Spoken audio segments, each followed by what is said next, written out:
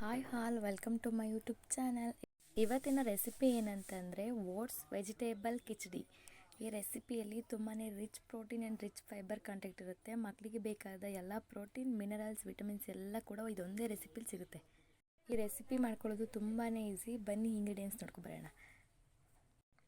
ಸ್ವಲ್ಪ ಈರುಳ್ಳಿ, 2 ಬೆಳ್ಳುಳ್ಳಿ, 1 ಎಲೆ ಕರಿಬೇವು, ಚಿಟಿಕೆ ಅರಿಶಿನ, ಟೊಮ್ಯಾಟೊ, ಸ್ವಲ್ಪ ಪಾಲಕ್ ಸೊಪ್ಪು, ಗೆಡ್ಡೆಕೋಸು, ಕ್ಯಾರೆಟ್, ಬೀನೀಸ್, ಆಲೂಗೆಡ್ಡೆ, ಸ್ವಲ್ಪ ಕೊತ್ತಂಬರಿ ಸೊಪ್ಪು, ಆಗಲೇ ನೆನೆಸಿಟ್ಟಿರುವ 2 ಸ್ಪೂನ್ ಹೆಸರುಬೇಳೆ, 2 ಸ್ಪೂನ್ ಓಟ್ಸ್. ಫಸ್ಟ್ ಒಂದು ಕುಕ್ಕರ್ ಇಟ್ಟು ಕುಕ್ಕರ್ನಲ್ಲಿ 1 ಸ್ಪೂನ್ ತುಪ್ಪ ಹಾಕಿ ತುಪ್ಪನ ಕರಗಲಿಕ್ಕೆ ಬಿಡಿ.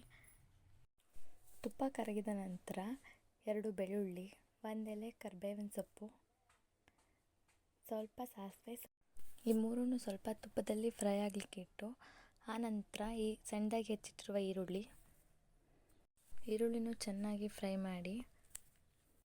ಈರುಳ್ಳಿನ ತುಪ್ಪದಲ್ಲಿ ಚೆನ್ನಾಗಿ ಫ್ರೈ ಮಾಡಿ, ಏಕೆಂದರೆ ಈರುಳ್ಳಿ ತುಪ್ಪದಲ್ಲಿ ಹೋದರೆ ಚೆನ್ನಾಗಿ ಸಾಫ್ಟ್ ಆಗುತ್ತೆ. ಆನಂತರ ಸ್ವಲ್ಪ ಪಾಲಕ್ ಸೊಪ್ಪು ಹಾಕ್ಕೊಳ್ಳಿ.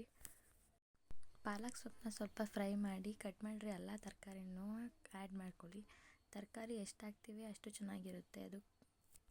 ಇದಕ್ಕೆ ಹಸಿ ಬಟಾಣಿ ಬೇಕಿದ್ರೆ ಯೂಸ್ ಮಾಡ್ಬೋದು. ಹಸಿ ಬಟಾಣಿ ಇದ್ದರೆ ಹಸಿ ಬಟಾಣಿ ಕೂಡ ಸೇರಿಸ್ಕೊಳ್ಳಿ, ತುಂಬಾ ಚೆನ್ನಾಗಿರುತ್ತೆ, ಟೇಸ್ಟ್ ಚೆನ್ನಾಗಿ ಕೊಡುತ್ತೆ ಹಸಿ ಬಟಾಣಿ.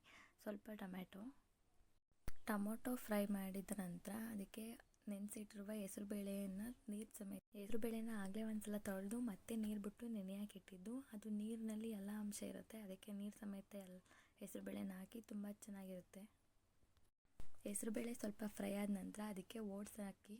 ಓಟ್ಸ್ ನೀವು ಎಷ್ಟು ಬೇಕಾದ್ರೂ ತೊಗೋಬೋದು. ಇನ್ನೂ ಜಾಸ್ತಿ ಕ್ವಾಂಟಿಟಿಲಿ ಮಾಡಬೇಕು ಅಂತಂದರೆ ಸ್ವಲ್ಪ ಓಟ್ಸ್ ಜಾಸ್ತಿ ತೊಗೊಂಡು ಹೆಸರುಬೇಳೆ ಜಾಸ್ತಿ ಹಾಕ್ಕೊಳ್ಳಿ ಅಷ್ಟೇ. ತುಂಬ ಚೆನ್ನಾಗಿರುತ್ತೆ ಇದು ಹೆಸರುಬೇಳೆ ಮತ್ತು ಓಟ್ಸ್ ಹಾಕೋದ್ರಿಂದ. ಇದಕ್ಕೆ 1 ಚಿಟಿಕೆಯಷ್ಟು ಅರಿಶಿಣ ಪುಡಿ, 2 ಗ್ಲಾಸ್ ನೀರನ್ನು ಹಾಕಿ ಬೇಯಲಿಕ್ಕೆ ಬಿಡಿ. 8 ಮಂತ್ಸ್ ಪಾಪುಗೆ ಏನಾದರೂ ಕೊಡ್ತಿದ್ದೀರಾ ಅಂತಂದರೆ ಸ್ವಲ್ಪನೇ ನೀರು ಜಾಸ್ತಿ ಹಾಕ್ಕೊಳ್ಳಿ, ಏಕೆಂದರೆ ಪ್ಯೂರಿಫಾರ್ಮ್ ಇರುತ್ತೆ ಅದು ಪಾಪುಗೆ. ಇನ್ನು ಮಾಮೂಲಿ 1 ಇಯರ್ ಪಾಪುಗೆಲ್ಲ ಕೊಡ್ತೀರ ನೀರು ಸ್ವಲ್ಪ ಕಡಿಮೆ ಹಾಕಿದ್ರೂ ನಡೆಯುತ್ತೆ. ನೀವು ಯಾವ ಕನ್ಸಿಸ್ಟೆನ್ಸಿ ಬೇಕೋ ಆ ಕನ್ಸಿಸ್ಟೆನ್ಸಿಲಿ ನೀರನ್ನ ಆ್ಯಡ್ ಮಾಡ್ಕೊಳ್ಳಿ. ಇದಕ್ಕೆ ರುಚಿಗೆ ಬೇಕಾದಷ್ಟು ಉಪ್ಪು. 1 ಇಯರ್ ಬೇಬಿ ಆಗಿರೋದ್ರಿಂದ ಉಪ್ಪು ಹಾಕ್ಕೊಳ್ಳಿ.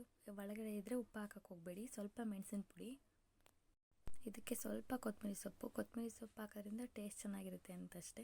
ಕೊತ್ತಂಬರಿ ಸೊಪ್ಪು ಹಾಕಿದ ನಂತರ ಕುಕ್ಕರ್ ಲಿಡ್ನ ಕ್ಲೋಸ್ ಮಾಡಿ ಒಂದು 3 ಇಂದ 4 ವಿಸಲ್ ಹಾಕ್ಸ್ಕೊಳ್ಳಿ. ಇನ್ನೂ ಮೆತ್ತೆ ಆಗಬೇಕು ಅಂತಂದರೆ 5 to 6 ವಿಸಲ್ ಹಾಕ್ಸ್ಕೊಳ್ಳಿ. 3-4 ವಿಸಲ್ಗೆ ಇದು ತುಂಬ ಚೆನ್ನಾಗಿ ಬೆಂದಿರುತ್ತೆ, ಯಾಕೆಂದರೆ ಇದು ಓಟ್ಸ್ ಮತ್ತು ಹೆಸರುಬೇಳೆ ಅಲ್ವಾ, ಆಗಲೇ ನೆನೆಸಿಟ್ಟಿದ್ವಿ ಮೊದಲೇ.